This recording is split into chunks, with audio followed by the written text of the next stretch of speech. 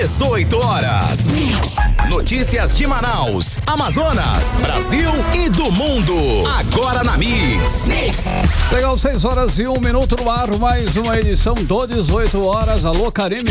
Olá, Carlão, boa noite. Boa. Muito boa noite pra você, sintonizado aqui em 100,7. É isso aí, estamos juntos a partir de agora até às 7 da noite, aqui no 18 horas. Mix.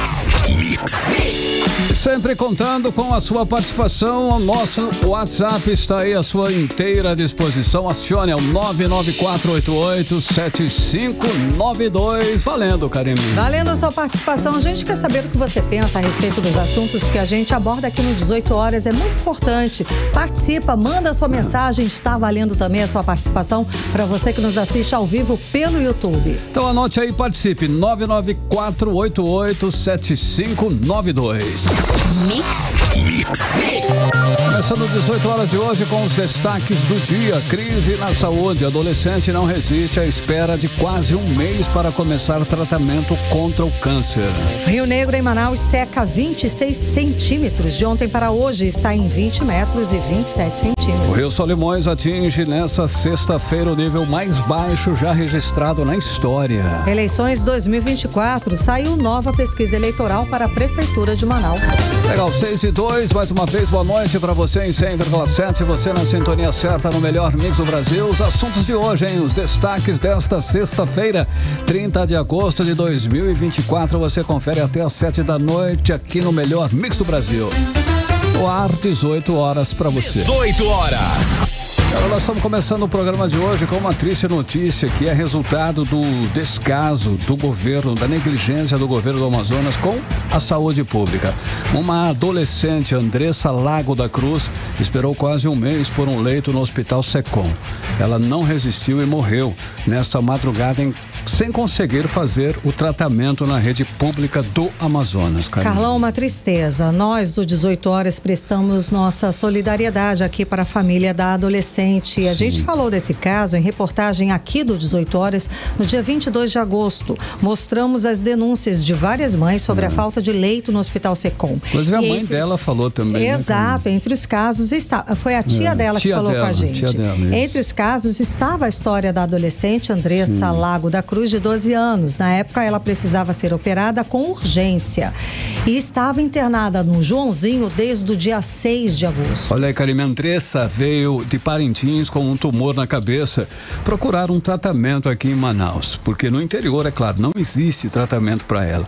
Ela estava sendo medicada com paliativos para dor e esperando começar o tratamento contra o câncer com a transferência para a Fundação Secom. Agora, a família lamenta que a demora pelo atendimento piorou o quadro de saúde e a adolescente não resistiu. Carlão, muitas denúncias que a gente fala aqui no 18 horas. Outra denúncia que falamos aqui foi no dia 21 de agosto. Nas redes sociais, os pacientes em tratamento de quimioterapia no Hospital do Câncer, eles denunciaram que tiveram que voltar para casa por falta de medicamentos. Karime, mostramos aqui também, desde a segunda semana de agosto, os pacientes em tratamento de câncer na Fundação Secom estavam voltando para casa porque faltava, sim, medicamentos para a quimioterapia. Foi essa a denúncia. Agora, do dia 22 de agosto, no caso da adolescente Andressa Lago da Cruz, que não resistiu à espera por tratamento, mostramos outros 2 casos de mães de crianças que também estavam no Joãozinho à espera de vaga no Secom. Felizmente, as 2 crianças conseguiram começar o tratamento, mas só depois da reportagem que a gente mostrou aqui no 18 horas. É isso, Karime. Só depois que a reportagem do 18 horas foi ao ar com essas denúncias que as crianças foram transferidas para começar os tratamentos no Secom, como explica a repórter Odineia Araújo. No último dia 22 de agosto, 18 horas, trouxe o drama vivido por 3 adolescentes internados no Hospital Joãozinho e que aguardavam por um leito no Hospital do Câncer, o Secom. Arthur Oliveira, de 12 anos, Andressa Cruz, também 12 anos, e Flávia Moreira, de 17 anos, compartilharam a mesma espera por tratamento contra o câncer. Sem leito no hospital referência no tratamento da doença no norte do país, eles aguardaram por quase um mês sem receber receber o tratamento adequado. Após a denúncia chegar às 18 horas, o governo do estado abriu vaga para os 3 no Hospital do Câncer. Arthur vai fazer a cirurgia na próxima segunda-feira, segundo a mãe dele, Jaqueline Alves. Eu tô aqui emocionada, mas com meu coração cheio de gratidão a Deus, né? Porque os médicos marcaram a cirurgia do Arthur para segunda-feira, às 10 horas da manhã. Eu acabei de receber essa notícia. E eu quero agradecer cada um de vocês, de todo o meu coração, né? Em nome de Jesus, agradecer. Segunda-feira vai ser a cirurgia, o médico falou que é uma cirurgia bastante delicada, uma cirurgia demorada. Outra adolescente, Andressa Cruz, também de 12 anos, não aguentou esperar por seu tratamento e faleceu na madrugada dessa sexta-feira. Segundo a família de Andressa, que não conseguiu gravar a entrevista, a demora no atendimento dela abreviou os dias de vida da menina, que veio de Parintins em busca de tratamento na capital. Andressa foi internada no dia 6 de agosto, no Joãozinho, com um pedido de cirurgia urgente no SECOM. Na ocasião, a tia dela, Edivane Cruz, disse que um médico do SECOM chegou a dizer para a menina permanecer no Joãozinho, que lá tinha a mesma estrutura. Ela foi atendida por um médico cirurgião, né, que viu o laudo da ressonância que ela fez e disse que ela ficasse lá no Joãozinho, mesmo que a mesma estrutura que o SECOM tinha, o Joãozinho também tinha para ficar com ela. Só que a gente sabe que não, que as chances dela estão se esgotando, até porque ela nunca passou numa quimio, numa rádio, tratamentos assim paliativos que dessem uma esperança, uma chance de vida, porque a criança, ela tem 12 anos, ela entrou andando, falando, hoje ela só é dopada, porque é a única coisa que o Joãozinho pode fazer, é aplicar a medicação para ela dormir. Ela acorda, grita com dor, eles aplicam a medicação, ela dorme. A outra adolescente, Flávia Moreira, de 17 anos, segue em tratamento contra o câncer no SECOM. Odneia Araújo para o 18 horas. Você está ouvindo 18 horas. Olha, reitero aqui a nossa solidariedade à família da adolescente Andressa Lago da Cruz, que não resistiu à espera cruel para começar o tratamento contra o câncer na Fundação SECOM, Karine. Carlão, triste. Quem acompanha essa história é a repórter Nathalie Moraes, que conversa ao vivo agora com a gente. Boa noite, Nathalie. Então, o governo do estado do Amazonas respondeu alguma coisa ou a Secretaria de Saúde do estado? Nathalie, boa noite. Boa noite para você, Karime. Boa noite, Carlão. Quero também aqui prestar solidariedade à família da Andressa, né? Essa é uma matéria que a gente acompanhou de perto. Sim. É uma situação que a gente vem acompanhando, né, desde dezembro do ano passado, denunciando aqui no nosso programa, no 18 horas, toda essa situação do Hospital Joãozinho e a falta de leitos na Fundação SECOM para receber essas crianças.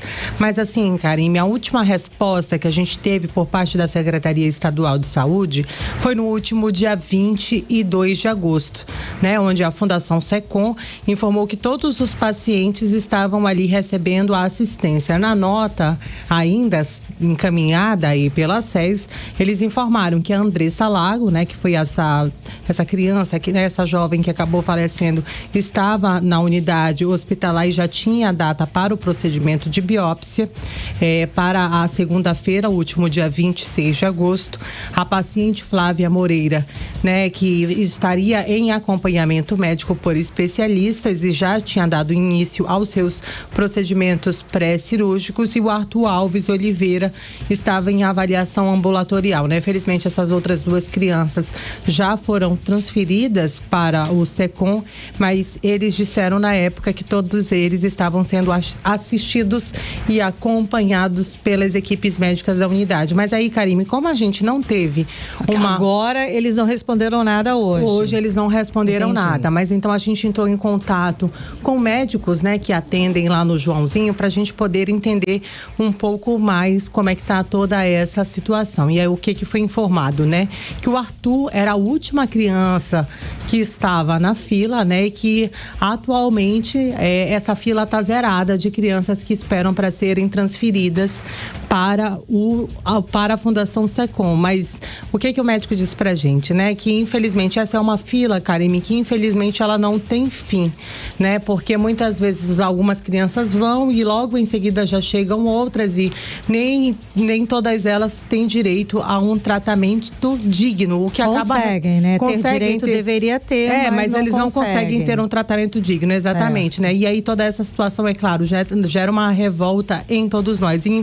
E é importante a gente destacar, né, Karime, que mesmo que crianças cheguem a essas unidades de saúde e não tenham tumores malignos, né, que sejam benignos, algumas vezes esses tumores eles podem se comportar de maneira como se fossem malignos, causando sequelas graves e até mesmo levando essas crianças à morte. A gente já mostrou situações. Eu acho que tudo depende aqui da demora do atendimento, da demora da ação médica nesses casos. Né? Foi exatamente esse o ponto que o médico tocou comigo mesmo, que realmente o que acaba levando à morte dessas crianças é o fato delas não receberem o tratamento adequado no tempo hábil, né? E inclusive eu até separei aqui o artigo 196 da Constituição diz o seguinte, que a saúde é direito de todos e é um dever do nosso Estado ser garantido através das políticas sociais e públicas, mas infelizmente a gente sabe, né, Karime, que toda essa situação está apenas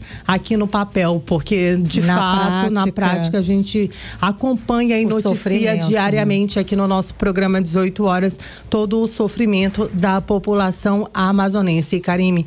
Mas aí, falando ainda de toda essa situação da saúde, eu queria destacar aqui para você uma situação que aconteceu na noite dessa quinta-feira.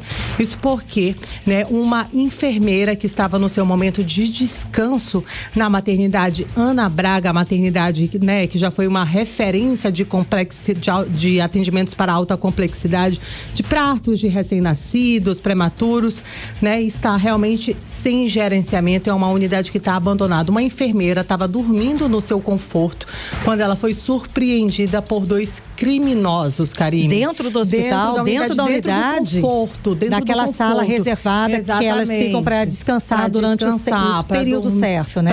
Para descansar. Para um certo descanso. Dentro dessa sala, dentro da unidade hospitalar. Da unidade hospitalar. Essa mulher teve a bolsa dela levada e ela inclusive chegou a relatar que ela teria sido aliciada por um desses homens, né? Ela acordou com o homem passando a mão, né, pelo corpo. Meu e realmente Deus. Foi uma situação de desespero, mas eles conseguiram fugir sem serem identificados. A vítima chegou a registrar um boletim de ocorrência, mas Karime, você lembra que inclusive na última segunda-feira a gente mostrou uma situação de negligência na maternidade Ana Braga, né? A gente lembra agora aquela situação onde uma mulher deu à luz a uma criança na recepção da maternidade. Isso, o caso foi em maio. O caso aconteceu em maio. A gente descobriu agora, mas a mãe chegou pedindo socorro, dizendo que a criança estava nascendo, ninguém atendeu a moça, né? Essa mãe, quer dizer, e ela deu à luz ali no chão, na recepção da maternidade. A gente falou sobre isso. E aí, Karime, é complicado a gente noticiar esse tipo de situação, porque a gente está falando da Secretaria de Estado de Saúde, que possui aí um orçamento de mais de 3 bilhões de reais e infelizmente lá os profissionais estão sofrendo com a falta de pagamentos, agora com a falta de segurança, né? E aí, para reforçar essa denúncia, a gente conversou com o Denison Vilar, ele que é líder do movimento Todos pela Saúde e também enfermeiro do SAMU aqui na nossa capital. É mais um dentre muitos fatos ocorridos nas unidades de saúde, onde os profissionais não podem se expor e procuram a gente do movimento para que a gente possa evidenciar os problemas, considerando que a maioria desses trabalhadores são perseguidos, coagidos, e lamentavelmente foi isso que aconteceu, né? Na noite anterior, uma profissional de enfermagem, lá no seu conforto, na hora de descanso, foi apalpada e roubada dentro do conforto da maternidade Ana Braga. E além da situação gritante de segurança dentro das unidades de saúde, é lamentável a questão de a gente não ter os profissionais também com os salários em dia, os profissionais sobrecarregados, né? Enfermeiros aí, um enfermeiro para 40, 50, 60 pacientes é desumano o que estão fazendo com a população e com esses trabalhadores. Além dos terceirizados com salários atrasados, né, que continuam, são medidas paliativas. 18 horas. São medidas paliativas, como disse aí o líder do movimento Todos pela Saúde, Denison Vilar, né, Karime? São medidas paliativas que não resolvem nada. E enquanto isso, quem sofre é a população, são os trabalhadores, somos eu e você e todas aquelas pessoas que precisam de atendimento às unidades de saúde, onde tem aí um investimento de mais de 3 bilhões de reais. Mas é o que a gente se pergunta toda vez que a gente chega numa unidade como essa? Cadê o dinheiro que estava aqui? Cadê o dinheiro que o governo do estado jura que investiu na área da saúde? Isso no ano passado, né, Nathalie? Só no ano passado, 3 bilhões de reais. E cadê? Como é que deixa a situação chegar nesse ponto? Obrigada, Nathalie, pelas informações. Boa noite. Boa noite, Karime. Boa noite, Carlão. Valeu, Nathalie. O que falar, né, Triste, Carlão? viu, Meu Deus do céu. Situação eu não muito falo triste. nem que é uma crise na saúde pública, porque já é caso de polícia. Casos mais sério. O que estão fazendo com a saúde do Amazonas é criminoso. Além de não inaugurarem, aliás, nenhuma unidade hospitalar, não construíram nada, não entregaram nada. Pioraram o que o estado tinha. Sim. Até o Hemoan passou dias sem receber sangue porque não tinha material de coleta. Como é que o Hemoan não consegue receber doação de sangue porque não tem material de coleta, gente? É ridículo. O Francisca Mendes, que era referência em cirurgias cardíacas, a denúncia é de falta de material para cirurgia. O Hospital de Medicina Tropical também era referência. Falta, Carlos, a gente já mostrou aqui, sim, falta até papel higiênico e só não fechou pela dedicação dos profissionais que trabalham lá no Instituto. E continua, viu, Karime? Não para por aí, não. No Platão Araújo, por exemplo, nós mostramos pacientes sendo atendidos no chão. Também ganhou as redes sociais o caso da mulher que deu à luz no chão. Nós falamos quase agora e falamos outros dias, no dia que aconteceu, pouco depois, né? Lá na maternidade Ana Braga, também uma situação degradante do povo ali. Detalhe, hein? Essas denúncias aí foram agora, só no mês de agosto. Sabemos que não é aí a falta de dinheiro, como você acabou de falar, a Nathalie falou aí, são 3 bilhões, é o maior, né, orçamento do estado, é a saúde. O governo do estado está com os cofres cheios, abarrotados, porque tem arrecadação. Só nos primeiros 7 meses desse ano, o governo do estado arrecadou um impressionante 10,2 bilhões de reais em impostos, Karine. Então, 10,2 bilhões de reais só de impostos, tá? Isso sem contar com os recursos dos empréstimos que foram liberados neste ano. Esse volume todo de arrecadação é resultado direto do aumento de impostos que a gente paga, tá? Sim. Eu e você, esse é o segundo ano consecutivo que o contribuinte aqui no estado do Amazonas paga aumento de ICMS e IPVA. O ICMS, por exemplo, gente, passou de 18% para 20%. É muito dinheiro, viu, Karime? Aumento na receita, a população se pergunta o tempo inteiro, para onde está indo todo esse dinheiro, é isso? Cadê o investimento nas áreas aí, por exemplo, saúde, tá crítica, educação, né? Segurança e infraestrutura, onde está o dinheiro? Tinha que estar investido nesse processo aí, o básico não tem, né? Se estivesse faltando, não, é o básico que está faltando mesmo, ninguém sabe, ninguém viu, o estado é rico e nós, né, o povo pobre, né? Isso, cara. Continuo perguntando, cadê esses 3 bilhões de reais que o estado jura, de pé junto, que investiu na saúde pública do estado, exclusivamente na saúde, só no ano passado? O governo sequer pagou o salário dos profissionais, aí 12 empresas médicas com os profissionais com salários atrasados desde o ano passado. Cadê esse dinheiro que não conseguiu sequer pagar esse salário? Quanto mais o estado arrecada, pior fica os serviços para a população. Essa conta está muito errada. A gente paga alto imposto, paga muita coisa, taxa pra caramba. E aí, cadê o serviço? Como você falou, ninguém sabe, ninguém viu. Sobra dinheiro e falta vergonha na cara. Essa é a verdade. Agora, 6h20, você era o melhor mix do Brasil. Mix. Vamos falar dos bastidores da política local, Carlos. Cíntia Blink na área, Karime. Já está aqui do meu lado. Cíntia, boa noite, Cíntia. Então, foi dada a largada, hoje teve estreia da propaganda eleitoral e o gratuita, eu já aprendi com você que não é bem gratuita assim não, né? É verdade. Boa noite. Boa noite, Karime, boa noite, Carlão, e para você que tá com a gente na 100.7. Eu vou fazer uma matéria especial falando de quanto que tá sendo essa propaganda eleitoral gratuita, mas agora eu vou fazer um resumão aí do que foi que a gente viu, porque hoje, dia 30, foi o dia de estreia da propaganda eleitoral gratuita. Vamos ver o que foi o conteúdo, né? Quem assistiu já vai ter de novo daqui a pouco. E tá tendo inserção todas as horas, né? Você deve ter percebido. Mas O que vimos hoje? A Mamandel tem aquele tempo curto, mas é o primeiro. E ele usou de estratégia por ser o primeiro. Ele começa falando ali na cenário ali de um igarapé que tá poluído e tudo mais. E aí, quando ele chama os outros, ele fala assim: agora vai começar a mentirada. E porque ele era o primeiro, então ele estava anunciando a chegada de todos os outros. Eita. Ele usou dessa posição. Depois dele veio o Roberto Cidade. Aí o Roberto Cidade já tem um tempo bem maior, né? Ele pode ali aproveitar todo esse tempo que tem. E ele mostrou a vida dele quando criança, mostrou a intimidade que ele tem com o barco, com 14 anos dirigir o barco para Manicoré e voltar. Eu não sei se isso é legal, de legalidade mesmo, uma pessoa de 14 anos dirigir um barco. Mas ele falou isso no programa eleitoral.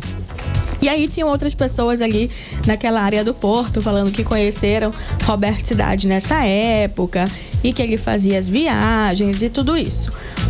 Ele também mostra um giga. Como ele tem tempo, ele fez um programa. Nossa, ele deve ter falado: a minha vida foi assim, eu cresci, com 5 anos foi isso, com 10 anos fiz catecismo. Mostrou ele na política, daí fez a música lá, o jingle dele, mostrou um pouco.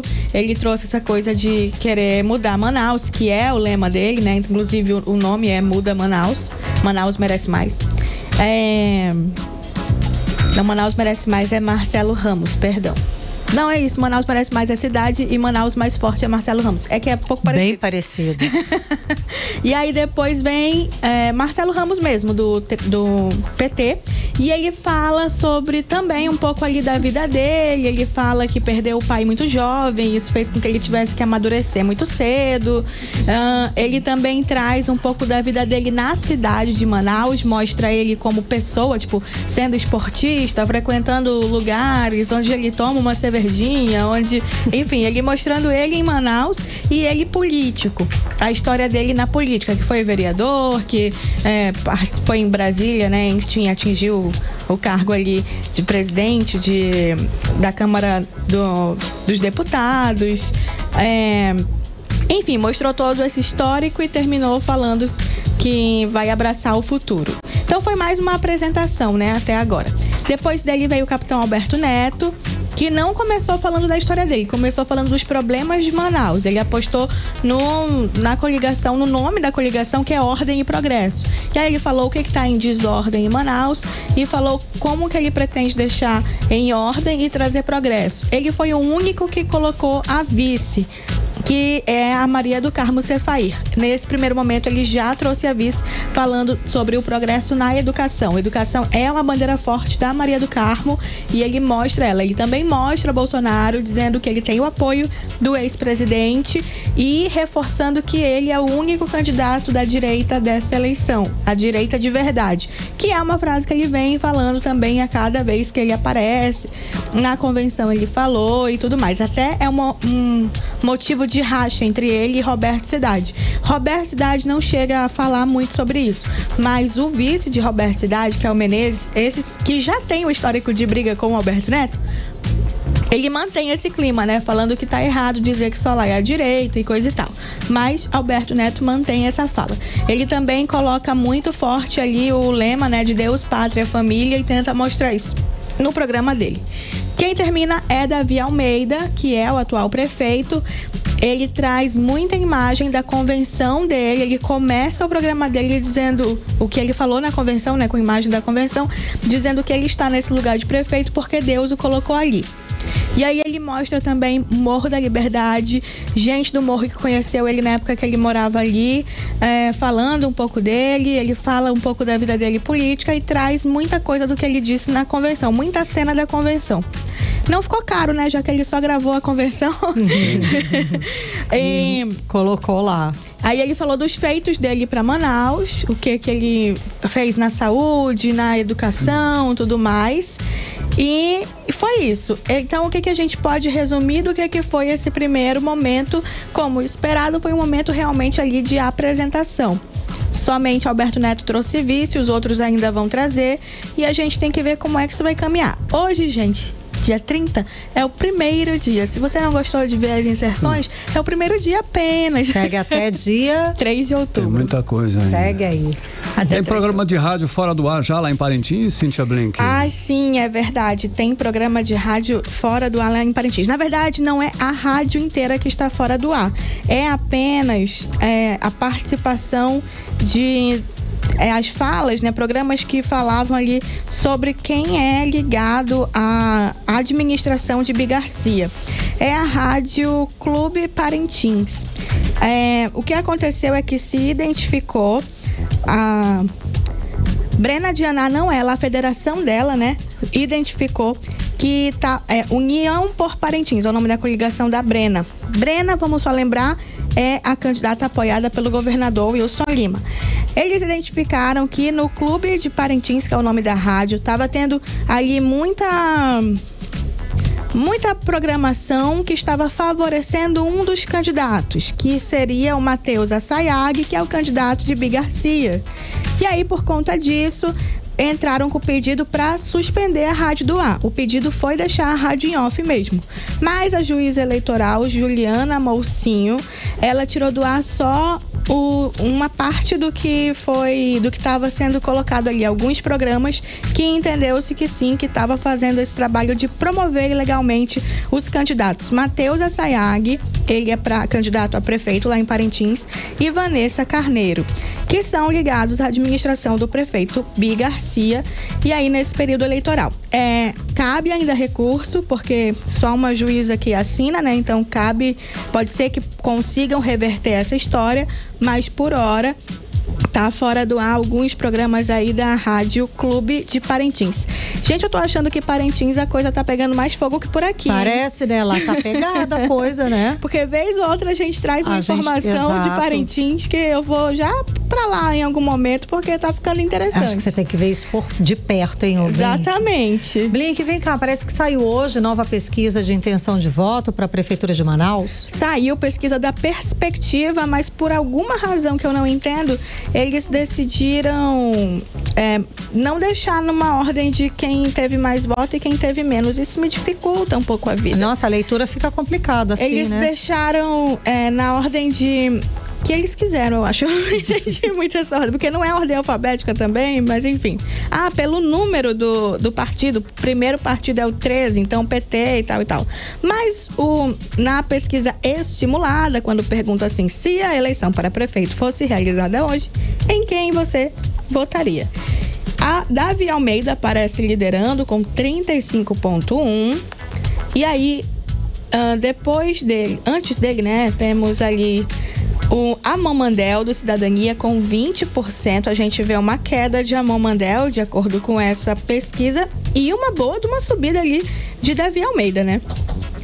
Depois nós temos Roberto Cidade, do União Brasil, com 14,1%. E depois Capitão Alberto Neto, com 11,6%. Aí, em seguida, nós vamos ter uns números bem menores, né? Marcelo Ramos com 3,8%, não chega a 4%. Wilker Barreto com 1,6%.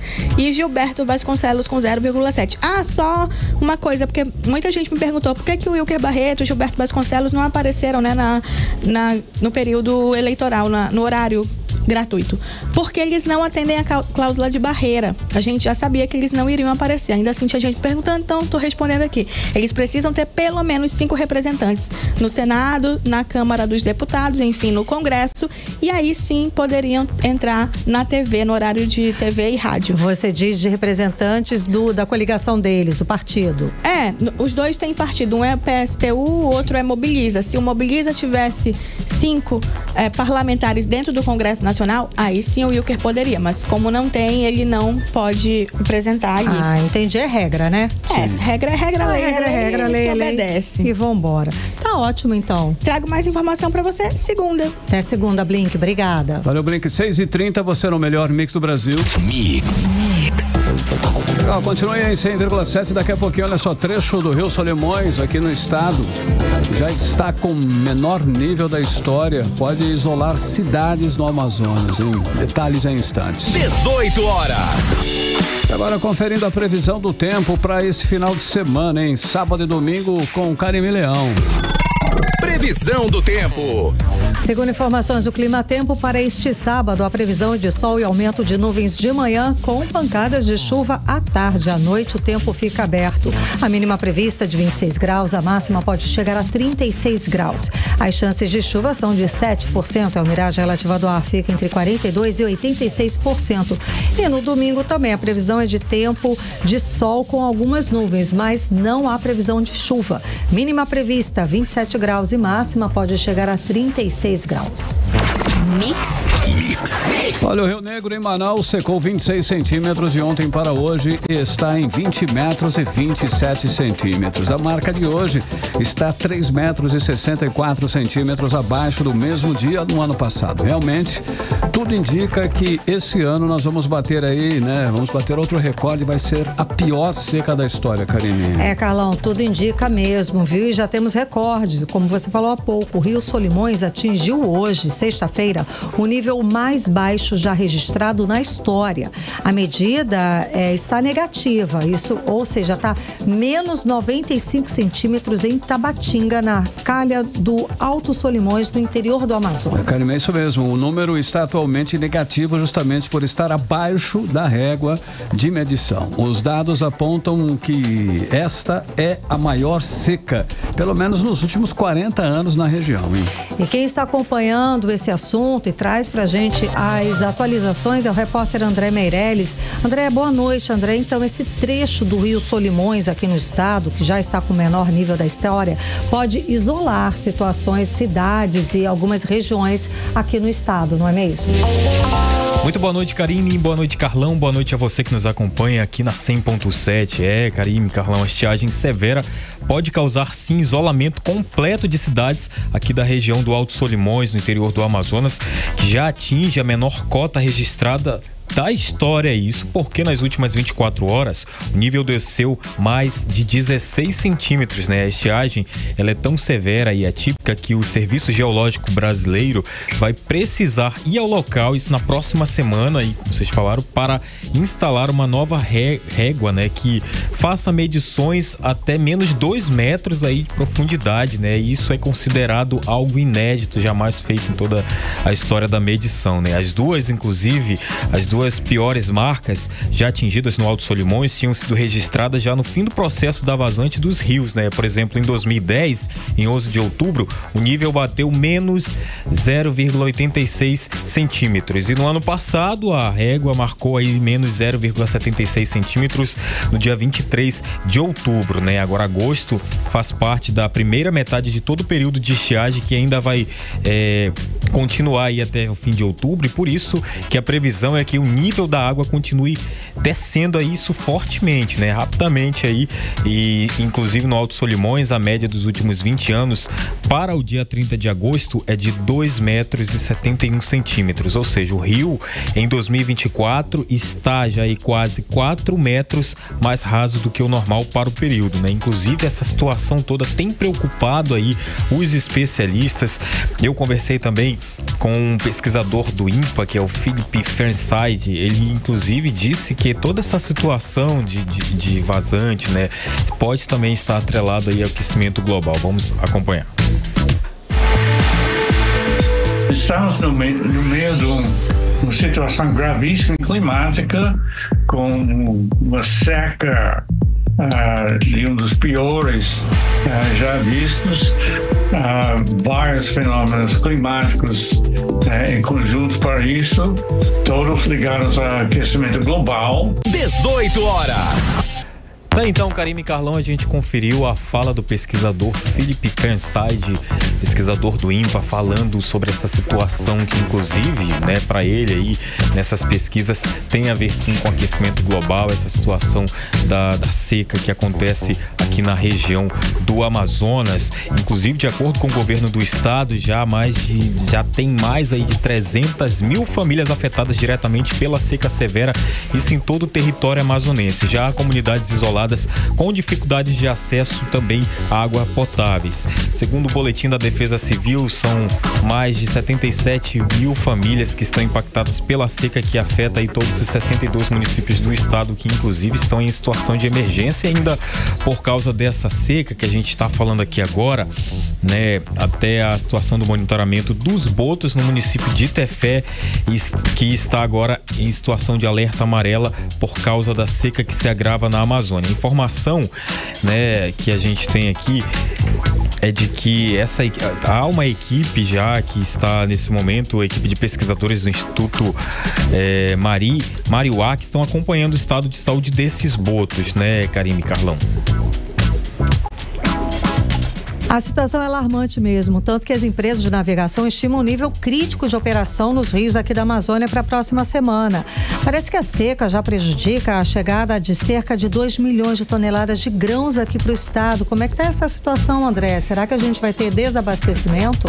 Olha só, Karime, o presidente da Associação Brasileira para o Desenvolvimento da Navegação Interior, né, o Cláudio Carvalho Filho, estima que na próxima semana o Rio Madeira deve então atingir níveis que vão acabar dificultando ainda mais a navegação, e isso pode ser o resultado da paralisação das atividades fluviais aqui na região. Ele explicou que quando as embarcações trafegam com capacidade abaixo de 50%, já é considerado a hora aí de parar, né? E nesse período a maioria das empresas acaba fazendo aquela parada de manutenção e até mesmo as férias coletivas para os funcionários, né? Inclusive, né, a gente conversou com o secretário estadual de Desenvolvimento Econômico, Ciência, Tecnologia e Inovação, que é o Serafim Correia, que assegurou que mesmo em meio a essa situação aqui na capital amazonense não vai sofrer o desabastecimento durante essa estiagem. Vamos acompanhar. Não há risco de desabastecimento. Já está devidamente ancorado em frente a Itacoatiara o porto da empresa Chibatão, e amanhã às 6 horas da manhã sai de Manaus o segundo porto, que é da Superterminais. Com esses dois portos em frente de Itacoatiara, os navios chegarão com toda a carga e passarão a carga para embarcações menores, para as balsas. E de balsas, as mercadorias, os contêineres virão para Manaus sem nenhum problema. E na sequência farão a operação inversa. Levarão a carga do distrito para ser embarcada nos navios nos portos provisórios.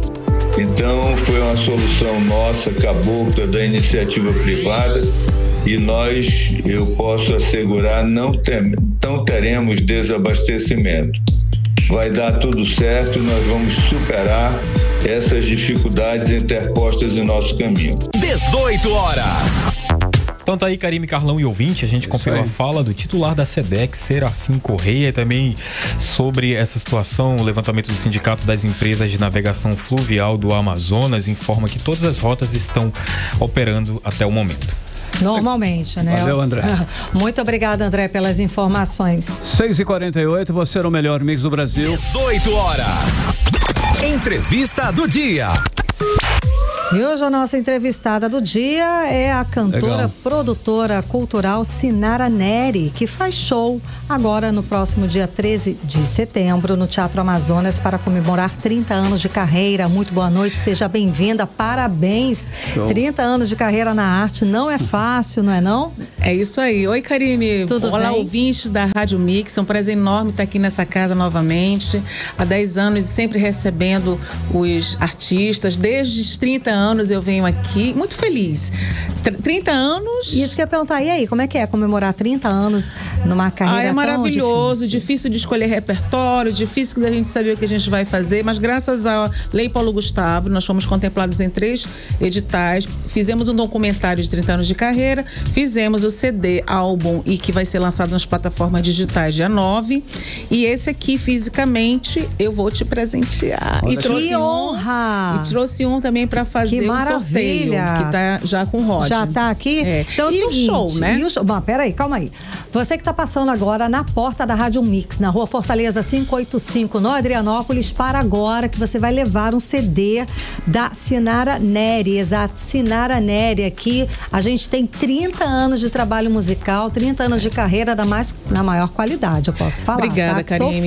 Esse trabalho, ele é novo. Isso que eu ia perguntar aí, como é que foi, exato, como é que você escolheu, né, esse trabalho, esse repertório para comemorar 30 anos de carreira? Então, nos 20 anos a gente fez 19 músicas do cancioneiro amazônico, peguei várias músicas da região norte e fiz. Aí, esses 30 anos eu resolvi fazer um trabalho diferente. Nós fizemos um repertório de 9 faixas, sambas, bachatas, músicas caribenhas, tem 2 músicas de festivais, Maraforone de Minas Gerais, Candinho e Inês, que são ganhadores de festivais, Paulo Onça, Chico da Silva, enfim, é uma série de pessoas que a gente foi atrás e fizemos uma seleção. E tem 2 músicas nacionais que o Berg Guerra gravou, que é Te Quero e Tu Sabes, da editora Fermata e o Warner Chappell. E ele está participando também comigo no CD.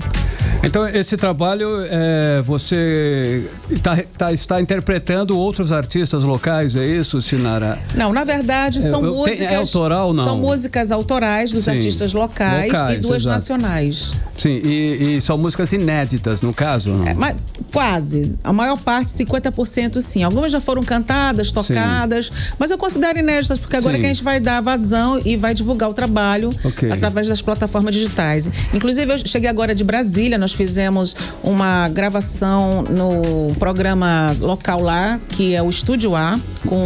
Em Brasília.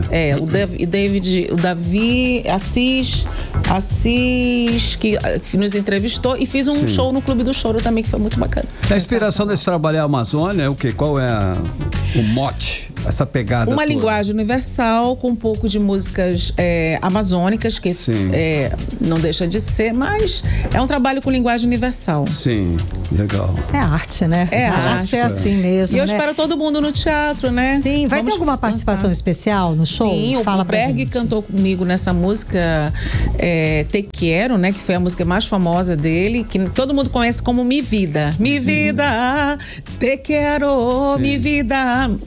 Mas a música é Te Quero, ele vai cantar comigo.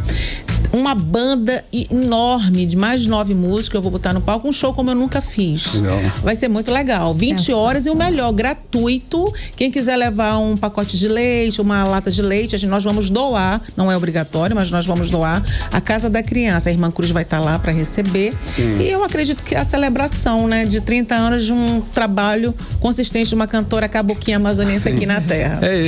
Não sei quem lembra, mas eu lembro. Lá em 86, nos idos de 86, você ganhou o primeiro lugar, né, interpretando no Festival da Canção Popular do Sesc, né? Isso tudo começou com 15 acontecia anos. muito. Até o Arlindo Júnior participou e foi premiado também, eu lembro dessas histórias todas. Agora, detalhe. Zezinho Correia estava apresentando. O Zezinho Carrapicho ficou em segundo lugar e eu fiquei em primeiro lugar com 15 anos, prêmios de melhor intérprete em primeiro lugar. E antes de ser profissional, né? E antes de começar a vida profissional. O Zezinho Correia, ele coordenava, né, esse prêmio, né? Isso, em 86 festival, ele não cantou, ele não cantou nesse festival, era o Renier que nos deixou, que não é o Renier Carvalho, é um outro Renier. E essa conquista aí foi um pontapé pra você? Não, é essa carreira que eu quero seguir. Isso acendeu tudo, né? Com 15 anos você querendo ser cantora desde criança, que é um sonho do imaginário que começa com um sonho de criança. A gente se viu num palco ganhando primeiro lugar numa banda de escola. Sim. Então, assim, foi a centelho de tudo. A gente acendeu toda a paixão pela música. Depois eu voltei profissionalmente em 1994. Fui estudar música na UFAM, tirei um curso de música também, fiz outros cursos ao longo da vida, ciências econômicas, direito, mas enfim, é a música que pega.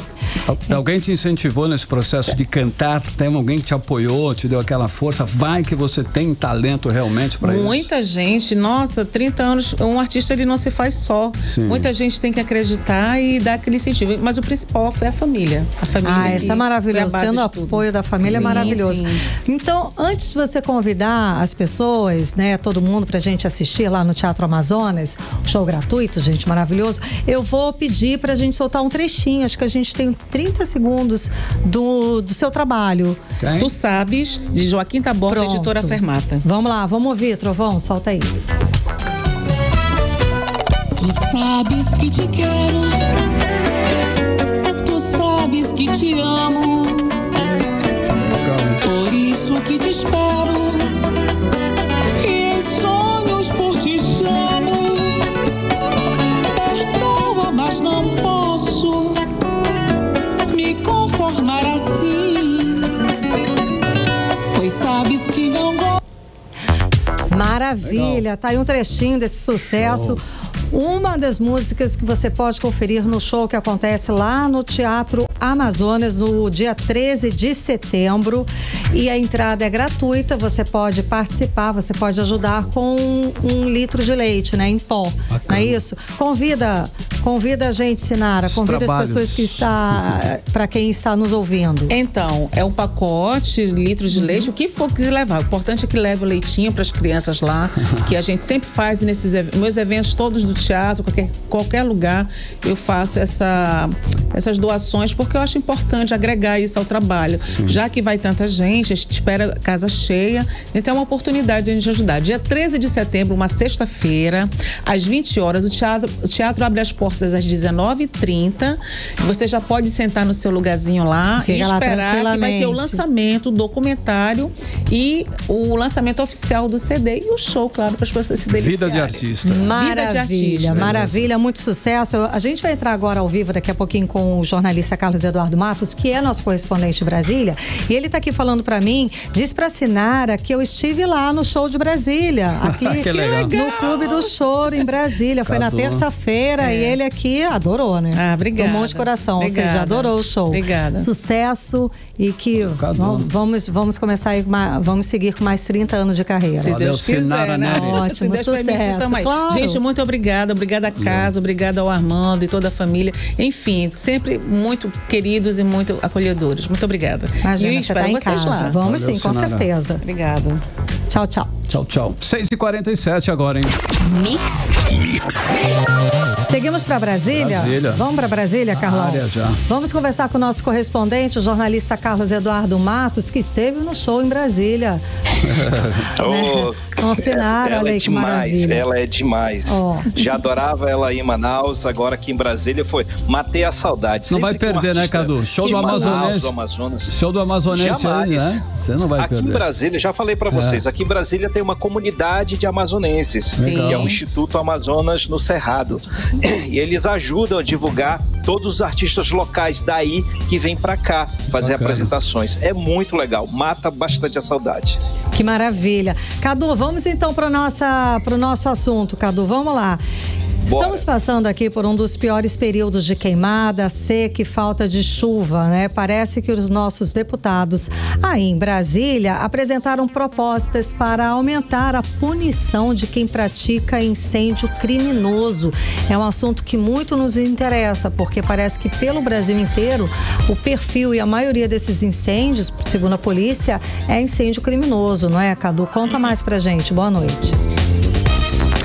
Boa noite, Karime. Boa noite, Carlão, meu querido. Olá, boa noite, ouvintes do 18 Horas. Karime, os deputados Amon Mandel e Adair Filho apresentaram projetos com a mesma proposta de aumentar a punição contra quem ateia fogo de forma criminosa em áreas florestais. Tá na hora mesmo, né, de colocar na cadeia quem faz isso, né, Karime e Carlão? Claro que incêndio criminoso é crime, mas é um bate-volta na delegacia, né? Vai pra cadeia, a polícia pega, fica lá, aí faz um TCO, um termo circunstanciado de ocorrência, um processo administrativo, aí ele paga uma multa e acabou-se, né? Aí o prejuízo é nosso, né? O prejuízo à saúde pública, o prejuízo às crianças, enfim. Quem é que paga essa conta? Ninguém, absolutamente ninguém. Quem paga somos nós, né? E o que diz a proposta do deputado Adair Filho, que eu vou falar sobre essa história.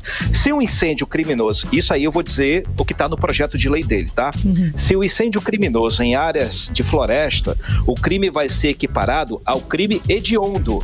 Se o incêndio provocar mortes, afetar gravemente a saúde pública, causar prejuízos em áreas públicas, áreas particulares e afetar áreas também de preservação ambiental.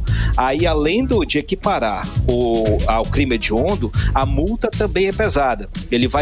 Ela vai ser calculada na proporção do dano em que foi causado. Ou seja, o Adair Filho, ele quer uma pena pesada equiparada ao crime hediondo e multa pesada também para quem pratica incêndio criminoso.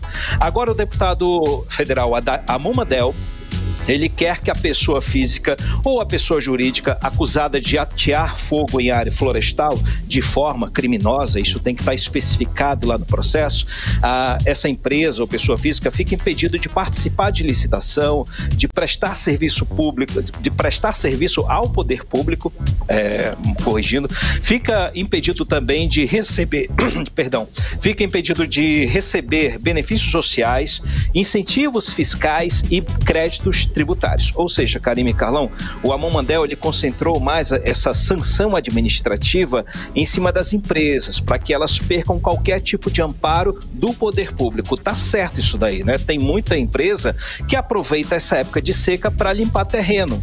Então ele criou esse projeto de lei dentro dessa ótica, mais voltada para a empresa.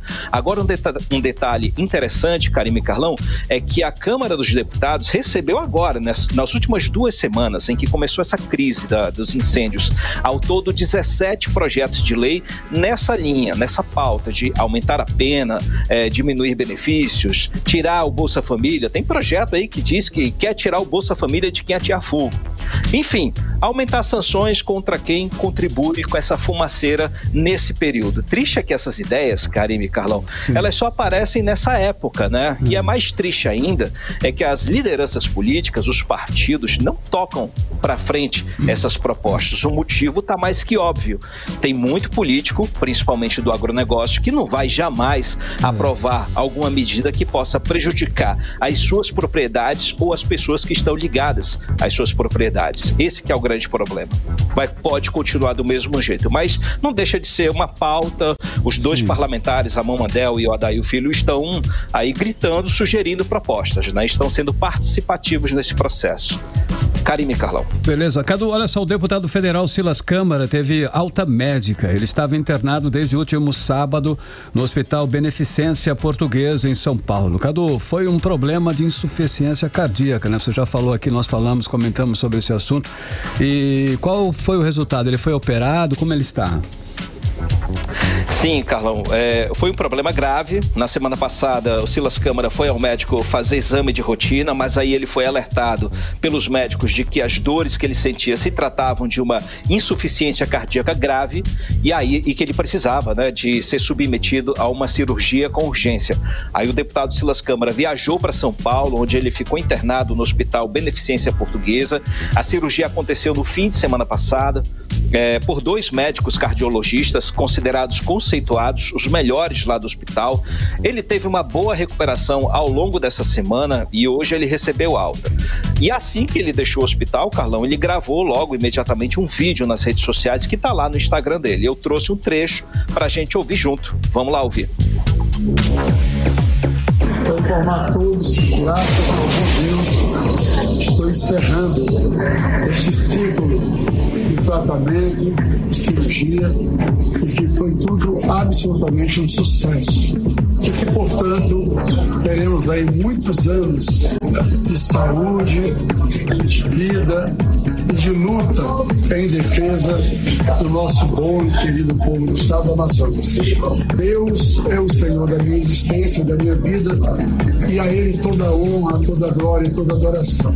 Muito obrigado a todos os meus amigos, amigas, companheiros, companheiras, aliados, parentes, irmãos em Cristo, líderes, pastores, que juntos comigo oraram a Deus, e aqui está a resposta desta oração. Eu, deputado federal Silas Câmara, com saúde e pronto para continuar nossa jornada. Deus abençoe a todos. Fiquem com Deus. Logo, logo estaremos juntos aí na sua cidade, aí na cidade de Manaus. 18 horas. Aí aí o agradecimento em tom de comício até, né, Cadu, do deputado federal Silas Câmara. Cadu, conta Aproveitou, aí. né? Aproveitou e fez o comício dele. Foi na íntegra, eu acho, né? Pô, quase na íntegra. Gostei. Eu não tinha pensado nessa ideia, não, mas ele tava um pouquinho emocionado, né? Ele não perde o fio da meada, né? Profissão é isso, bom né? político. Tá aí, tá na veia profissional. Cadu, traz pra gente. Fala. Importante frisar. Sim. É importante a gente frisar, Karime, que o Silas Câmara, além de líder da bancada evangélica, ele é um importante aliado do governo Lula. O Palácio do Planalto conta com a ajuda dele para tentar aproximar o presidente Lula da bancada evangélica e tentar acalmar os ânimos. Tanto que, quando ele esteve internado, até o presidente Lula mandou mensagens de apoio para ele. Ele, o presidente da AGU, da AGU, a Advocacia Geral da União, enfim. Então agora ele vai passar um tempinho de recuperação e vai voltar em breve em Brasília. Ele já tem vida aqui em Brasília, ele tem família aqui, os filhos dele trabalham aqui em Brasília, então está consolidado isso. Ele vai ter uma recuperação muito perto da família. Ele estava em São Paulo, né? Ele se recuperou lá em São Paulo e depois deve voltar aí para Brasília. Cadu, então traz pra gente os outros destaques de hoje, as rapidinhas. Bora de rapidinho, a gente fala de novo rapidamente das duas feras, né? A gente volta a falar do duelo entre o ministro do STF, Alexandre de Moraes, e o empresário Elon Musk, né? Dessa vez o Moraes apertou um pouco mais, mandou suspender a rede social X, antigo Twitter, aqui no Brasil. Ele já deu a ordem para a Anatel, Agência Nacional de Telecomunicações, fazer todos os trâmites técnicos junto às operadoras de telefonia e de internet. Ou seja, o antigo Twitter deve sair do ar nesse fim de semana. Eu acabei de verificar, tá tudo tranquilo, né? Pelo menos até agora. O ministro Moraes, ele decidiu tomar essa medida porque Elon Musk descumpriu a ordem judicial de indicar um representante do X aqui no Brasil, já que ele mandou fechar o escritório. E é proibido por lei uma rede social operar sem que tenha um escritório no Brasil. Operar no Brasil sem que tenha uma representação, digamos assim. Sob a alegação de que a empresa, esse empresário, esse representante seria preso e que o X estaria sendo alvo de censura, enfim. Ontem ele estabeleceu um prazo e Musk desobedeceu. Ele disse mesmo que estava esperando que receber essa ordem de fechamento. E aí tem gente migrando para o tal do VPN, Karime e Carlão, para tentar acessar o Twitter. Mas aí o Moraes estabeleceu já uma multa de R$50 mil para a pessoa ou a empresa que acessar o Twitter por meio desse VPN. O VPN é um sistema que permite que o usuário navegue pela internet sem que o provedor de acesso consiga rastrear de qual país a conexão está sendo feita. É quase uma deep web. Eita. Vamos ver como é que vai terminar essa queda de braço. Obrigada, Cadu. Valeu, Cadu. Bom fim de semana. Valeu, gente. Bom fim de semana. Valeu. Mix. Olha, o Ministério Público do Amazonas acionou o IBAMA e o IPAAM por fiscalizar de políticas públicas contra queimadas no município de Maués, aqui no interior do estado, Karime.